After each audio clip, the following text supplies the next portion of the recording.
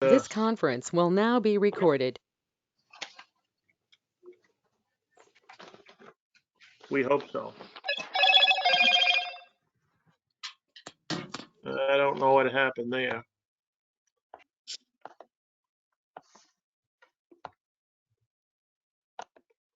Okay, here we go.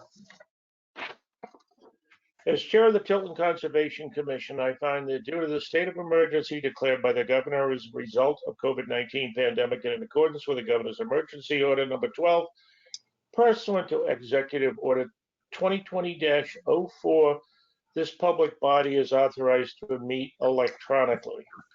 Please note that there is no physical location to observe and to listen contemporaneously to this meeting, which was authorized pursuant to the governor's emergency order. However, in accordance with the emergency order, I am confirming that we are utilizing the electronic meeting. All members of the Tilton Conservation Commission have the ability to communicate contemporaneously during the meeting through this platform, and the public also has access to contemporaneously listen to and, if necessary, participate in this meeting through dialing of the following number, which is 1-800-866-899-4679 with a passcode of 238-034-701, or by clicking on the following link, https://www.go-to-meet.me/town-of-tilton/conservation, which is also available on the town's website. B, previously we gave notice to this meeting of the necessary information for accessing the meeting, including access to this using GoToMeeting or telephonically. Instructions have also been provided on the town's website at www.tiltonnh.org under agendas and meeting schedules. If anybody has a problem, please call me at 286-4268 or email me at cmitchell@metrocast.net. In the event the public is unable to access this meeting, the meeting will be adjourned and rescheduled to a later date. Please note that all votes taken during this meeting will be done by roll call. So let's start the meeting by taking a roll call for attendance. When each member states their presence, please also state whether or not there is anyone else in the room with you during the meeting, which is required under the state's right to know law. So we'll start. Kathy Mitchell. I'm by myself in the second floor of the house. Paul Rushlow. Alone. And present. And present. Jan. Alone and present. Bob Hardy. Alone and present. Yes, you would be, wouldn't you? Okay. On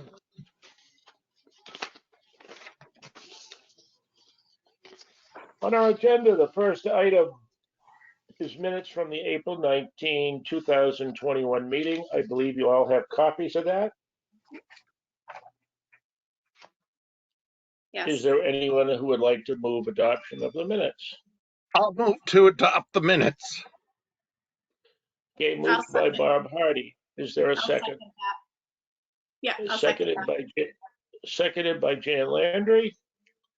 Are there any questions or comments, or would anyone like an opportunity to further peruse the minutes?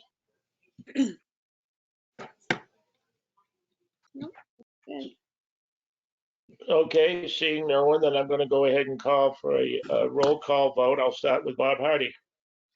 Yes. Jan Landry. Yes. Paul Rushlow. Yes. Kathy Mitchell. Yes. Okay, there are 4 yes votes. The chair does not need to vote. The minutes have been accepted. Under old business, the loom project update. Jan, any news? Yeah, it's coming at my molasses slow pace, but it's coming.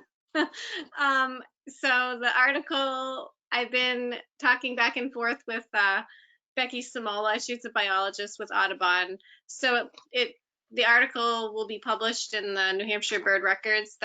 That's the quarterly publication. It looked like from like the previous publications that they're the next edition is like the end of May, so it should be coming out then. I have my supply list. I plan on going to purchase the supplies to make 3 of the receptacles. I plan on going probably either sometime Sunday through Thursday next week, which I'm off. And there's decals to get together from that from Boat USA Foundation, and the LPC was going to give a sticker as well to put on the receptacle as well. So it's moving. So hopefully in the next month they'll be put up at least at Knowles Pond, and hopefully at the Riverfront Park at some point. When it's completed, I can touch base with you, Bob. But my plan was to send out a an itemized cost of what each one did cost. It doesn't look like it's a lot of supplies. It's like a 2-foot section of PVC, an elbow, a female threaded plug, and just adhesive. So it'll look like a big candy cane, and then apply the decals, and then something to hold them in place on some sort of either sign. Knowles Pond has their sign that we can put it to, adhere it to, but at Riverfront Park, I'm not sure where we'd want to put it. Maybe, I know there's the nice little walkout, I don't know what it's called, platforms. If there's a spot, we can apply them there. But that's Yeah, kind of. There's 3 fishing piers at Riverfront. One's got the canopy, so we could put it there. We could put it by the kayak canoe takeout. I mean, there's several places Okay. we can put it, though. So I'm hoping my plan is to have them together by the end of, or hopefully mid-June, and then put them up and have them going, and then have some sort of schedule where I can pick up anything that might be in it, and then get it ready to ship in the fall. Okay, I just want to add that one other thing is that I have a bunch of at least 6-foot oak stakes. Okay. And one of the things that you could always do with those is they have those large metal, I don't know, they look like not a bungee cord, but those stainless steel straps that you can tighten. And I'm sure there would be a way of driving a stake into the ground and attaching these tubes to that. I would be more than glad to volunteer some of those oak stakes if you think you need them. And also, I guess you're going to also probably need some of that PVC glue as well, Jan. Yeah. Yes. Yeah. So that, right. The adhesive, the PVC glue. So I'm going to go to Lowe's or whatever and just try to figure it out and have them pre-cut sections, and then I can easily put them together and go from there. Yeah. And if you checked with Brian Lawrence, because I'm sure he'd give it to you at a good discount rate and everything. So What is his name? Brian Lawrence? Brian Lawrence Hardware. It's on the main street, Billy Lawrence. I think I've only been there once, but yeah, I can go there. I think you'd find he'll give it to you at his cost if you explain what it's for. And he can actually bill the town direct, either the Conservation Commission or the Park Commission direct, so you wouldn't have to lay the money out to get reimbursed and everything. So okay, that's a great idea.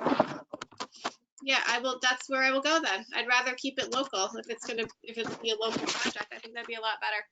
It'd be great, good business. Yeah, and Jan, also, I mean, there's a number of us that can go ahead if you were to buy whatever it is, a 10-foot section of PVC and cut it into 2-foot lengths without asking them to do it. That's I'm not sure a problem. I can drag my husband into it. I'm sure if you explain to Billy that you need it cut into 2-foot lengths, he's got the tools right there and would be more than willing to cut it for you. So I honestly think that's probably the only tool that I'll need except for an adhesive. I mean, it's just putting them together and putting the decals on and getting them, drilled into whatever it is that we end up putting it on, or I end up putting it on. So yeah, but yeah, that I really like that idea of going to see him. That's any other suggestions or? No, but if you end up, for example, needing a 10-foot section of pipe in order to get that done, and you have parts for doing 5, why don't you go ahead and do 5, especially if you've got multiple ones instead of just the 3. Okay. And by all means, I think we could do a vote if we need to go ahead and bill the Conservation Commission, because we've already voted to support the project 100%. And I mean, I'm hoping it puts like an interest out there, and people will ask about it and say like, oh, how can we do this?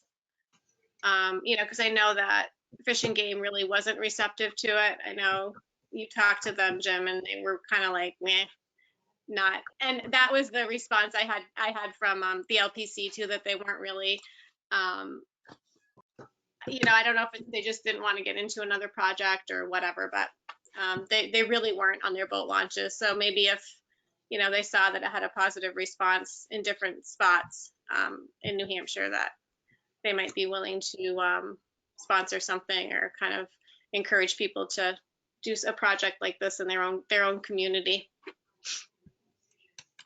At some point during the summer, we probably should do a press release. Yeah, I think it'd be great. I think once they're up, you could take a picture of it and kind of, do an article on it and just, put funded by XYZ. And I think it'd be great. I think it'd be really. We could also put one up, I think, by the boat launch up there behind the Holiday Inn. I think that's Fish and Game. Is that Fish and Game? That's Northfield. It's actually Northfield. It is So because it's just over the town line, but we can find places. We can also put one in at Salmon Run. Yeah, I think that'd be a great idea as well. Yeah, and there's already that sign there, like the when you're first getting ready to walk around the bend there, you could attach it right to that. On a side note too, after I sent Becky the article on the loon, she wanted me to write something on birding the rail trail, and I bird the rail trail or the Winnie River Trail a lot in Northfield, but I have birded the portion in Tilton as well, and I might try to incorporate that just to try to talk about Tilton and kind of encourage birding and other outdoorsy fun stuff in Tilton to do. Just a side note on that. Terrific. I find it interesting, Jan, that Fish and Game wasn't interested in this because, Chuck, you remember that picture I shared with you from, I forget what town it was, but they did one of these projects and everything, and Fish and Game put it up on their webpage and everything, promoting it. So what they told you was they told you, Jim, was exactly what Caroline from the LPC had said when I originally talked to her about it, that they were like, no, we just don't feel that it's, not worth it because trash or whatever. But, many other states have it and it seems to be run efficiently. So there has to be some positive in it. Let me just add that maybe you were in touch with LRPC, which is the Planning Commission versus the Lakes Region Conservation Commission. That's a difference right there of one thing. And secondly, I do know that the Winnisquam Watershed Network, of which I'm now on the board, is very supportive of this. And so it's not to suggest by any stretch of the imagination that there isn't a keen interest, because there really is. Yeah. And I do think that like we talked about, if different organizations, take it upon themselves, even if like we put 5 together and we're like, oh, this is fantastic, and just like pass the torch and say like, okay, this, you can build this for your own community and this is what we're doing in our community, and just, give them the information to do it. Because it does seem pretty straightforward to do, and I feel like I just got to get it up and got to get the ball rolling on it. So I would even bet that Jay's Marina would be willing to put one up. they probably would. I mean, I actually, when I drove by, they definitely have, they could put it right on their docks. On their dock or where their loading ramp is, because I do believe they allow people in and out privileges right there. Mhm.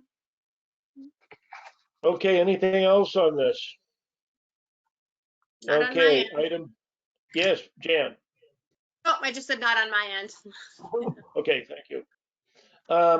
The next item on the agenda is informational meeting, and I believe at our last meeting, there was the discussion about lack of communications and the fact that Kathy and I had been asked to attend a meeting at Town Hall with several other people. And this group decided that that would not be in the best interest. And as I do understand from conversations with others that the town administrator, in fact, had watched our last meeting, was not happy with originally, and I guess maybe understood a little bit more about our objectives after watching our meeting, but I don't really know that because I've not had that conversation with her, nor have I had the opportunity to contact her regarding that. However, the big question remains is if we want to have a meeting that would also involve both the planning board and the ZBA. Maybe what we could do would be, now that we're in May, would be to schedule something for maybe like the first 30 minutes or at the beginning of our June meeting, if that is something that you're all supportive of. And if that is, then either Kathy or I, we can go ahead and reach out to both the planning board and the ZBA and request that they join our meeting for a short discussion on the sharing of information, minutes, agendas, all that kind of stuff. That's now ready for discussion.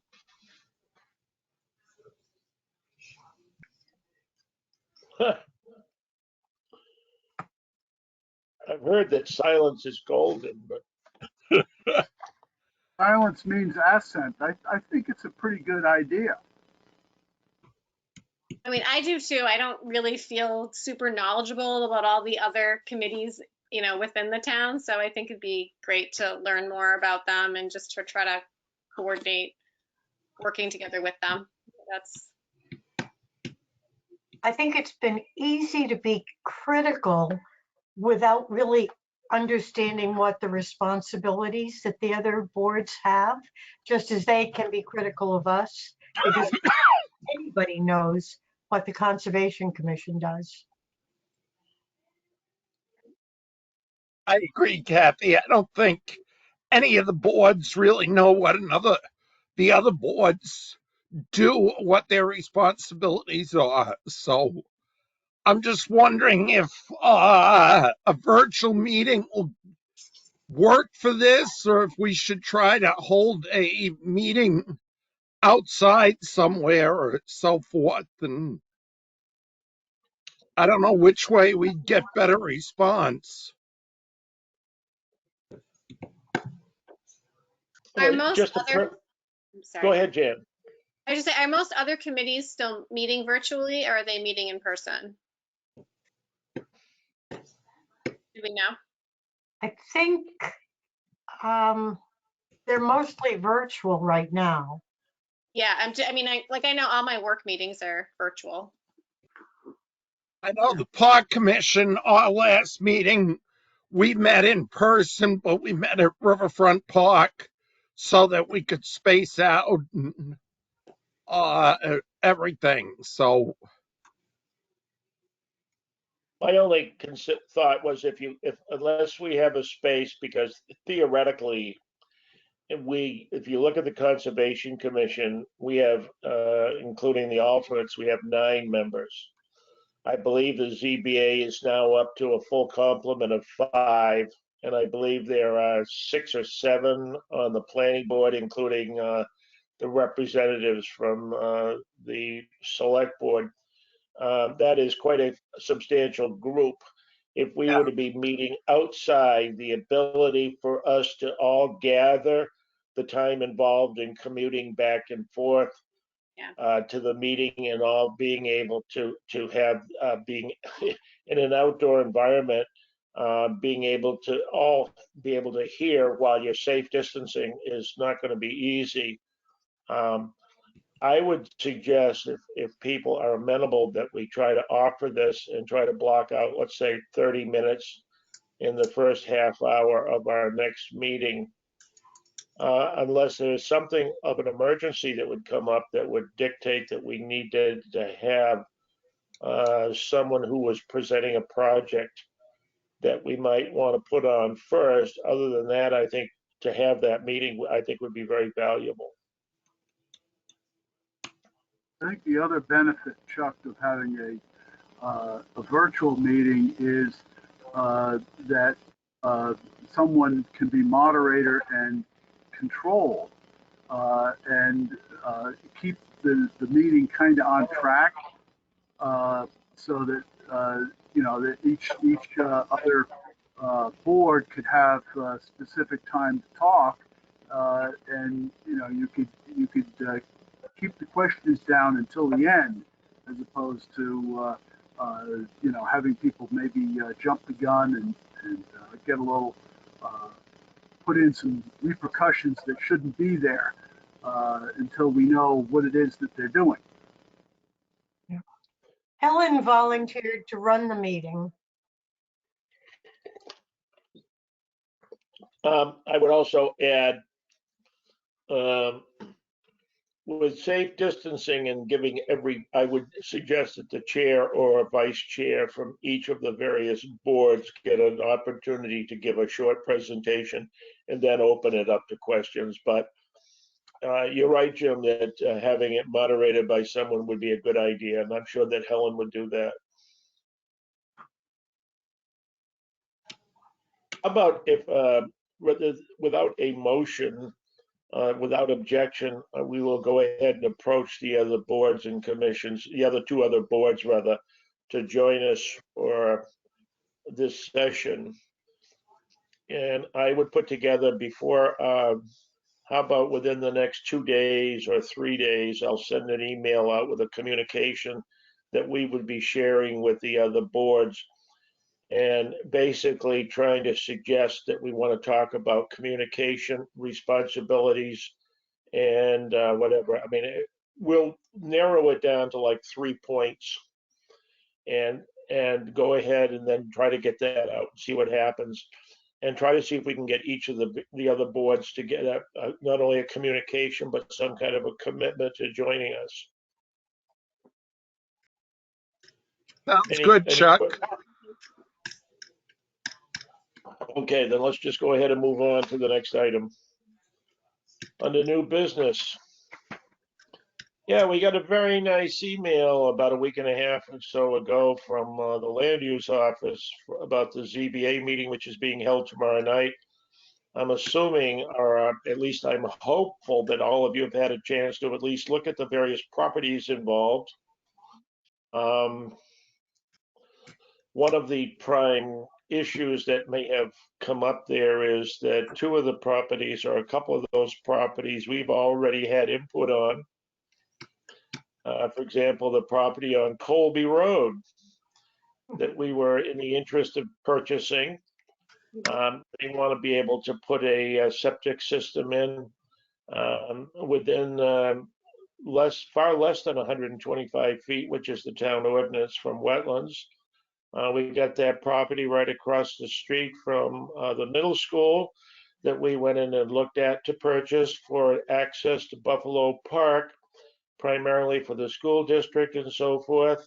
And they want to use part of the wetlands as part of the minimum lot size for the subdivision. So clearly someone's going to want to build a house in there. Another project is the driveway permit on Caleb Hill Road, which is right on that sharp corner, which we've been involved with in the past. And we know that when that lot was originally subdivided, that they had to go in by the log cabin further down on Lancaster Hill Road. And then when we had a new road agent in town or a new director of public works. The owner of the property kind of, I won't use the word sleazed, excuse me, Wrong. apparently got permission to put a driveway in on the corner of the Range Road right there. And so those are three properties that we were all involved with in the past. I think you may have seen the communication that Kathy sent, which is basically, oh, Kathy, have you got that comment? Just, we listed the rules, the ordinances, and we just said that while it might be convenient to override these or ignore these, that it might not be in the best interest of the town to do that. And it's in their hands. I mean, they make the decision. These are the laws, these are the rules. And we also noted that this is something that had been voted on by the taxpayers and residents of the town. They had to approve this.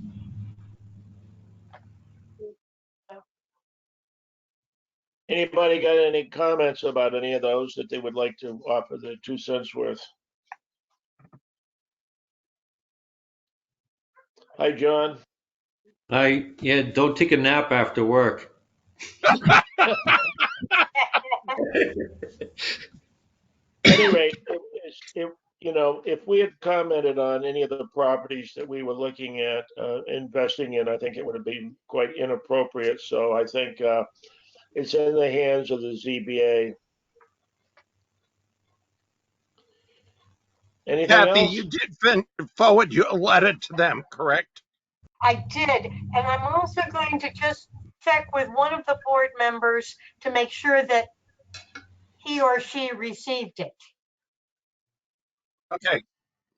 Because I wasn't sure, it just was zoning board at tiltonnh.org. And so if the person did not receive it, I will forward another copy to the person. Okay. Winnipesaukee River Trail. This is on there because the Winnipesaukee River Trail has been advertising on the social media and on their Facebook page that they're doing another cleanup. And it's fascinating that for third, fourth year in a row, they're doing a cleanup between Northfield and Franklin. Yeah. I'm trying to figure out, after all the time, effort, and work we put into securing that property up at the old Ernie's and for Salmon Run, why no one on the Winnipesaukee Trail seems to be committed into doing a cleanup on our end of the trail.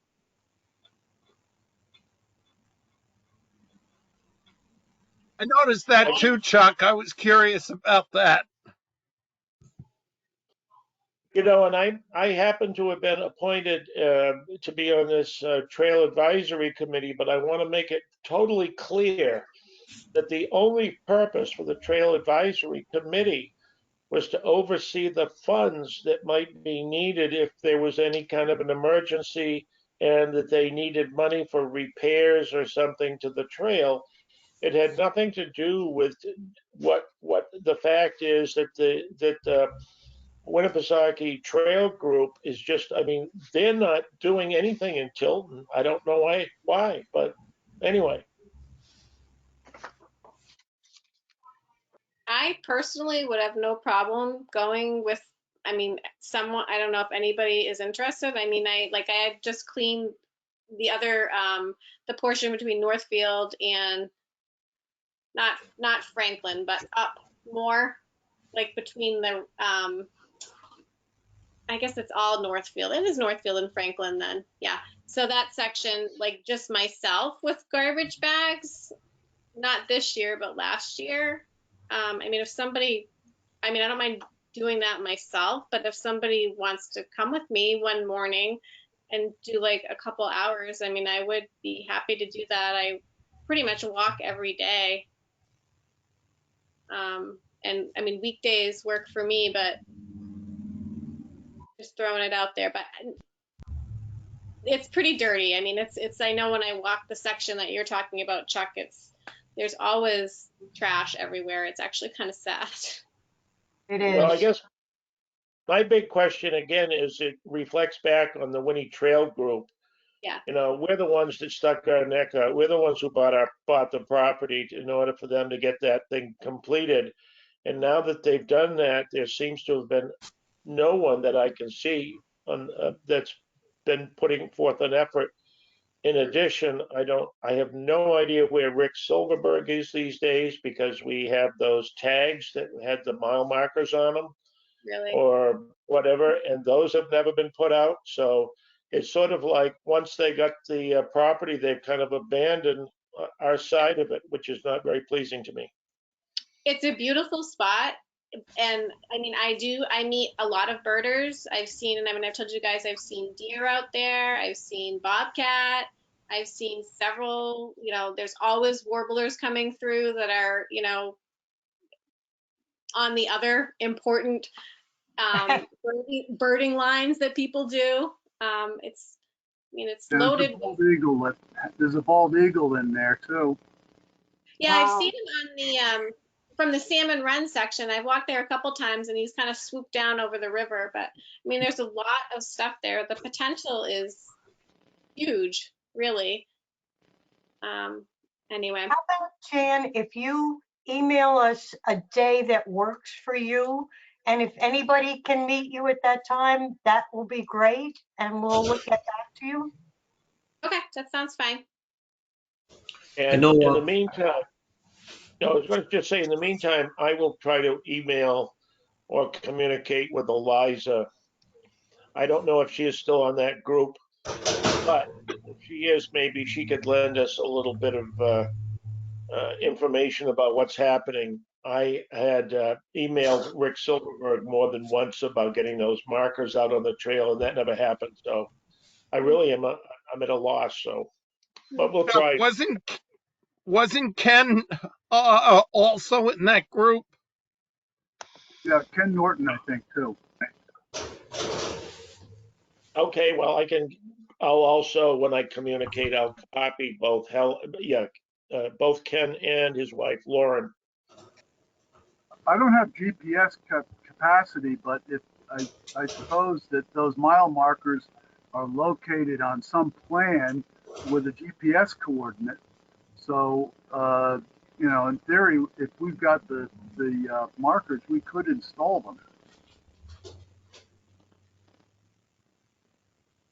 them. Okay. But Anyway, I have an older Garmin GPS for trails, but I have not updated that or turned it on for a number of years. At any rate, we'll do the best we can on that, and if we have to carry this forth another month, we'll do this. But I agree, Jim, that would be a great idea. The other thing too is, and I don't know if the police department has that, but one of the deals that was supposedly going to happen is that, and I have not had a chance to talk to anyone because we don't have a new chief yet, and I guess understand that they're going to be doing some community interviews pretty soon with some of the finalists. But the committee, last year, there was a commitment on the part of the Tilton PD that they, on their boat, whether it was the bicycle patrol or whatever, being able to monitor the trail. And I have no idea. I would have to believe that the police department would have a GPS that we might be able to use. So just out of curiosity, as far as the starting point of the trail with those mile markers, Chuck, where does it technically start? Well, what we were talking about was, and I don't know whether or not they were actual mile markers as much as it would say, I don't know, 0.1, 0.2, 0.3, 0.4, whether or not it was every 10th of a mile. I would have to go back in. And Okay. if I got a chance, I could communicate. Those markers are sitting up in Catherine Dawson's office, and I know they've been there for a couple of years. And so, because I don't really know that much about it, I'm not really sure exactly. The big point was that if anybody were to be out on the trail in the case of an emergency, should be able to call in a certain number and give a certain marker number, And that marker number would then be communicated to the police department so that they would know where to find whatever the problem was. So that was the whole point behind it. I wish I could provide you with more information. Maybe John knows something more.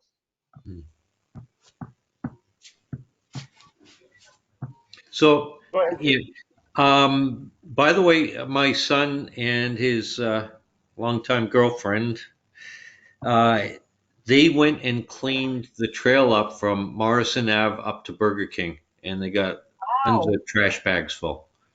wow. Yeah. So, and then he told me he had already done it. He didn't say he was going to do it or anything, just said, yeah, I walked my dog and through there and I grabbed trash bags and I did it. So, yeah, I guess he's kind of, we're grooming him. No, we won't tell him that though.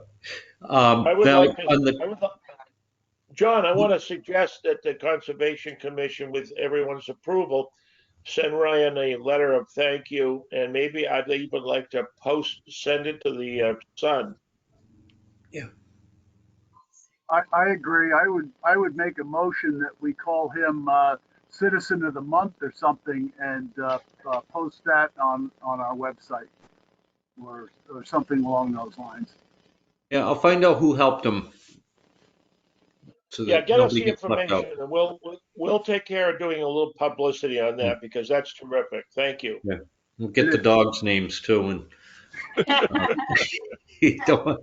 they're people too. The next thing on the trail markers. So that was one of the things where the police department was to be involved with it. So they would have reference marks as to where those numbers were.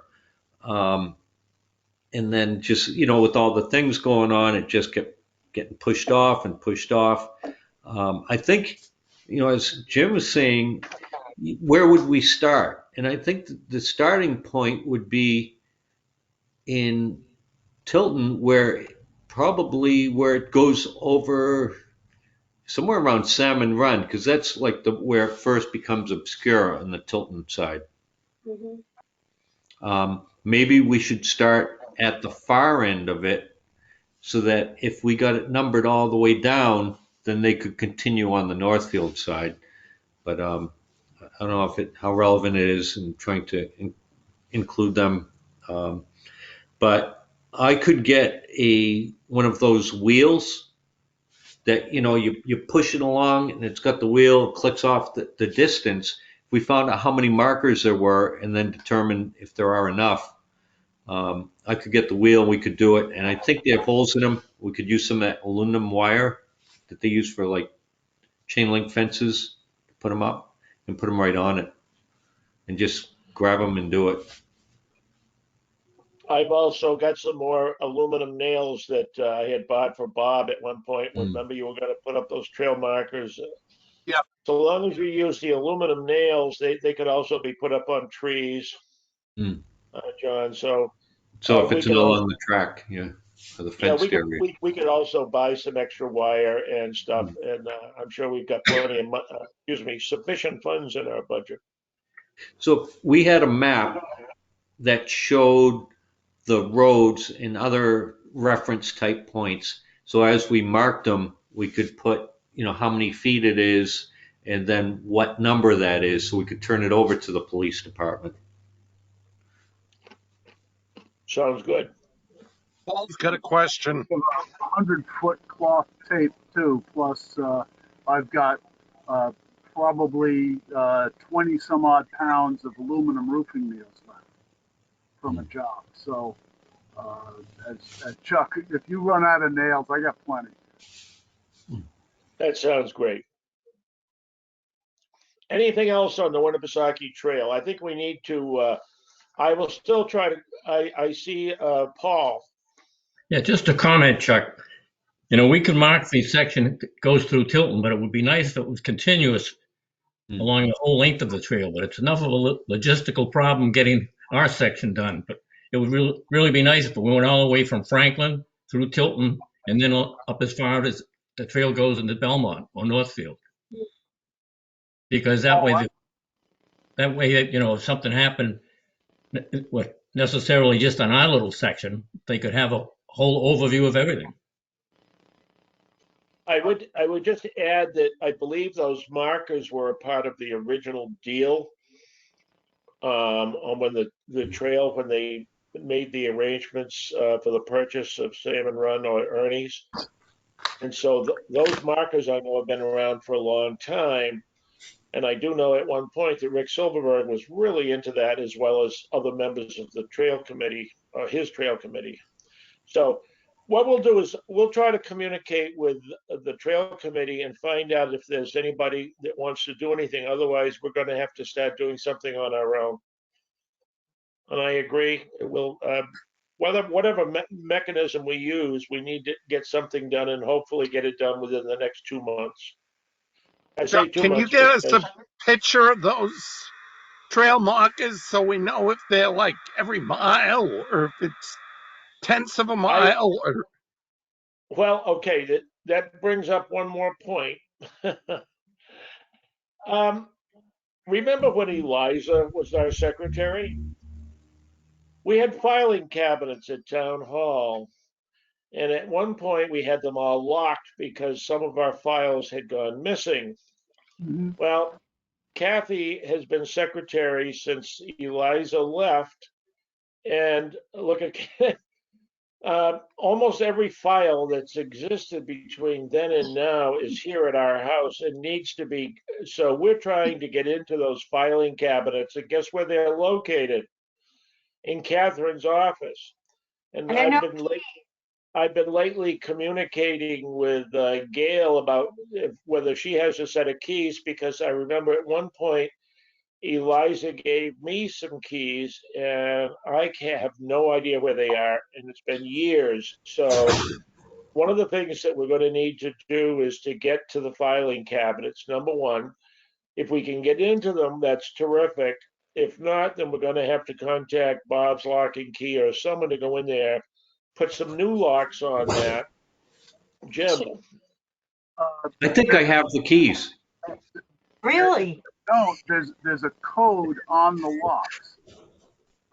And the code on the lock should match the code on the key. So I've just been trying to replace some of those types of locks myself on cabinets. So the manufacturer can also supply a key if you give them the code. So a Hahn H950, if you have an H950, it's probably goes to that filing cabinet. We'll go to Excellent. town hall and investigate. I might have Well- those keys. I have some keys that had a town key on it that I didn't know where they came from. It was a bundle of keys. And I just found them a couple weeks ago. well, I'll tell you what, we'll try to get something done between us, okay, in the next week. And I will just tell you very briefly that Kathy has tested negative to COVID. And for anyone who doesn't know, she was at a meeting a week ago tonight at the Hall Memorial Library, sitting next to a person who the following day had tested positive to COVID. And in the meantime, we received notice that Kathy and I, were banned from town hall for at least 10 days. Because of that, in the meantime, the Northfield Selectmen's office is still closed. However, in the meantime, Kathy did get her test done on Saturday and found out yesterday that she is negative. We're both, And so, Doug and I are both vaccinated, but you just never know. And when so you're anyway, in a meeting for an we hour and a will half, make an effort to get in. We'll make an effort to get into town hall real quickly and try to get some of that done. And John, if you've got those keys, if we can somehow or other connect, whether you want to leave them with Gail or somebody there, we could get out and pick them up and try them and see if we can get in. I also know that at one point they were raiding our map drawer that had been donated by Ross Crummell. Remember that map drawer? So I know that there are some things there that we should get into soon, and we need to be starting to do some filing. We've got boxes and boxes of stuff here, and we were trying to remember, maybe somebody else like Bob or John or Jim can remember going back that far. I thought that everything was done by lot number or map number, like Map and lot number, yes. map and lot number, and then within that lot map. So if something was in lot U-22, that's what you would look under, and then things would be filed sequentially in that. So Correct. I've got a tape writer here at the house, and we've got enough files, folders, and accordion folders that we need to. And if we need to buy another file cabinet or two, we'll do that. But we need to get that done this summer. Chuck, I may have a set of those keys or some of those keys on the Park Commission ring, because I've got a bunch of keys on there that I don't recognize. It doesn't match anything with Riverfront, so it might be for that file cabinet. So Good. Well, I've got a some file of you guys, as you, that was abandoned by a tenant. If I grab it before the next tenant gets in, I'll bring it down. I'll leave it as a planter in your front yard. No, I'll give you a call. Repurpose it. Repurpose it. Yeah. I've also got a 2-drawer and maybe an extra 4-drawer that I could donate at some point too, but it doesn't have a lock right now. But you know, the old thing that people did was to take those tall steel rods and put a padlock through it. So there's more than one way of locking them up. Anyway, item number 4, correspondence. Kathy. I sent you the letter from the engineer at PES Associates. I also sent it to the select board. We have in the past, we've gotten a lot of these kinds of responses from lawyers, because when the Conservation Commission sends stuff out, we send a really thorough thing. Everybody participated, everybody helped. And I thought, people have got to start seeing this, because you guys always you came up with the whole thing about the shooting range. Who knew about that? And it just it was a heartwarming kind of letter. However, we never did hear anything positive back from anyone at town hall that we actually had done something right for a change. The second thing is the Barrie Camp. They are not able to find people to work, and they are not able to find enough campers. So they won't be having the Barrie Camp this year, but they're looking forward to next year and hope we'll think of them next year. The New Hampshire Association Lunch and Learn, they're having a wildlife and climate change webinar Wednesday at noon. And Chuck and I have signed up. If anybody else is interested, I can send you the link. Sounds great, but I'll be sleeping. I'm working the night, Tuesday, Wednesday, sorry. They typically will tape it or video it and then put it on their website. So it could be Okay. accessed later. Okay, awesome. Some of these little webinars that they've been doing are wonderful. Kathy and I did one a couple of weeks ago on invasive species. It was informative if you knew nothing about invasive species. I'll leave it at that. Under other, Kathy. I don't have anything. I thought there was one more thing you had mentioned we should bring up under other. Oh, sorry. We had talked last month about doing some cleanup at Salmon Run, and you contacted Kevin to see if there were anybody at the town shed who might be willing to do this on their free time. or their weekends, and he never responded. I also said that if there was somebody who worked at town hall, I mean, at the town sheds that was willing to do that and we would be willing to pay a reasonable rate to have them go in and do that. I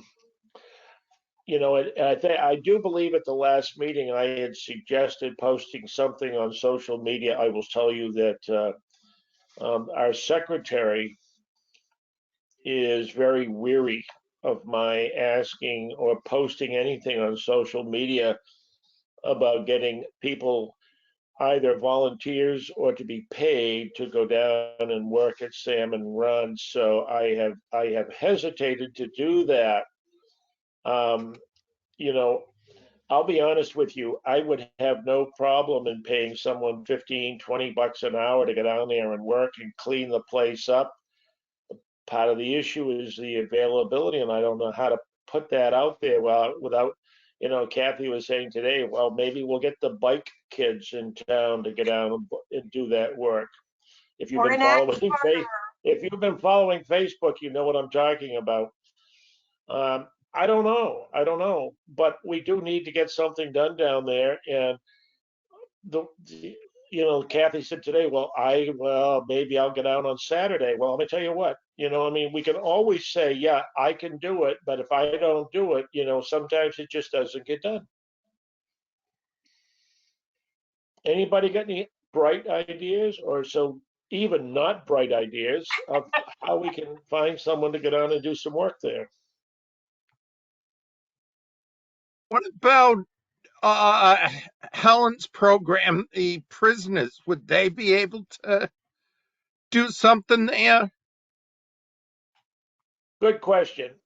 And the other thought that I'd had, Bob, but I didn't, I had mentioned this to Kathy earlier, was contacting somebody at the ag program at the high school and see whether or not, if we were to make a substantial donation to the ag program, even a few $100s to, if they could have some supervised kids go down with somebody and do some work there. I mean, I'm just thinking out loud.